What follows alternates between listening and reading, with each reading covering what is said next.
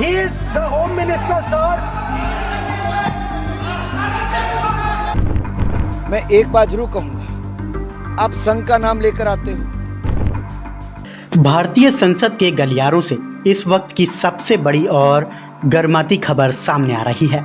क्या लोकसभा में नेता प्रतिपक्ष राहुल गांधी की सदस्यता पर कोई गंभीर संकट आने वाला है? क्या अमित शाह साहब और सत्ता पक्ष के पास राहुल गांधी से निपटने या कहें कि उन्हें घेरने का यही आखिरी रास्ता बचा है? इन सवालों ने इस वक्त देश की राजनीति में भूचाल ला दिया है। हम लोग सब बहुत दुखी है क्योंकि लोकसभा में लीडर ऑफ अपोजिशन से अपेक्षा रखता है ना कि थोड़ा अच्छा से कुछ बात तो बोलेंगे। नमस्कार, मैं हूं रूपेश पटेल और आप देख रहे हैं फोर्थ पॉइंट न्यूज। हमारे इस खास विश्लेषण में आपका स्वागत है।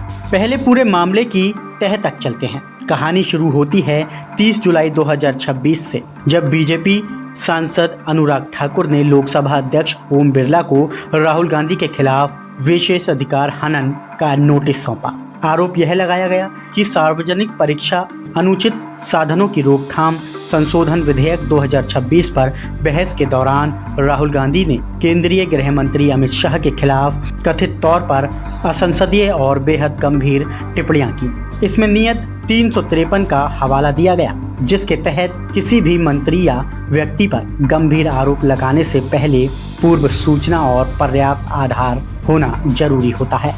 ये असंसदीय शब्द है। स्पीकर के बार बार रोकने के बावजूद उन्होंने इडियट कहा। मेरा एक आपत्ति है, अगर उन्होंने इडियट स्टूडेंट के लिए उपयोग किया है तो मुझे घोर आपत्ति है। अगर इडियट उन्होंने अपने लिए कहा तो हम स्वागत करते हैं। अंततः उन्होंने माना कि इडियट है कौन।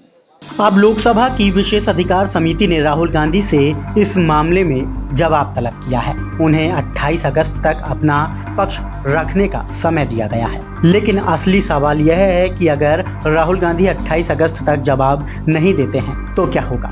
क्या आनन फानन में उनकी सदस्यता रद्द कर दी जाएगी? बेहतर ये होता, इतना उनको कलेजा होना चाहिए कि हकीकत को सुने। जो राहुल गांधी जी बात कर रहे थे उसको सुनते, उसका जवाब देते, लेकिन उनको बोलने ना देना, हाउस एडजर्न करवा देना। और सरकार खुद खड़े होकर बोल रही है कि हम हाउस नहीं चलने देंगे। पहली बार देखा है हाउस ना चलने देना मतलब वो चर्चा से भाग रहे हैं, सच्चाई सुनने से मना करते हैं। और अगर जो पुलिस है, केंद्रीय पुलिस है या दिल्ली पुलिस है, वो किसके दिन आती है? गृह मंत्रालय के दिन आती है। कानूनी और संसदीय प्रतिक्रिया को समझते हैं तो मामला इतना सीधा नहीं है। लोकसभा के नियम 227 के तहत स्पीकर किसी विशेष अधिकार के मामले को समिति के पास जांच के लिए भेजते हैं। समिति आरोपों की गहराई देखती है, दोनों पक्षों को सुनती है और फिर अपनी रिपोर्ट सदन के पटल पर रखती है। जो सदस्य विरोध में ना गए,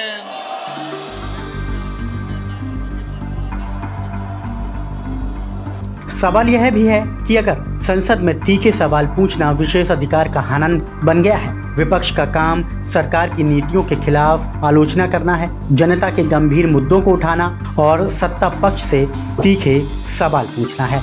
जब जंतर मंतर पर प्रदर्शनों, पुलिस या कार्रवाई और सुरक्षा के मोर्चे पर सरकार गिरती है और विपक्ष सदन के भीतर गृह मंत्री से सीधे जवाब मांगता है, तो क्या उसे विशेष अधिकार के फेर में उलझना देना विपक्ष की आवाज को दबाने की कोशिश नहीं है? कल देश के किसी भी अन्य विपक्षी सांसद का हो सकता है। अगर हर तीखे राजनीतिक सवाल को विशेष अधिकार का मामला बना दिया जाएगा तो संसद में विपक्ष होने या ना होने का क्या अर्थ रह जाएगा? लोकतंत्र की खूबसूरती पक्ष और विपक्ष दोनों के संतुलन से है, जहां बहुमत का अर्थ विपक्ष की आवाज का गला घोंटना नहीं हो सकता। देखिए, माफ़ी किसको मांगनी चाहिए?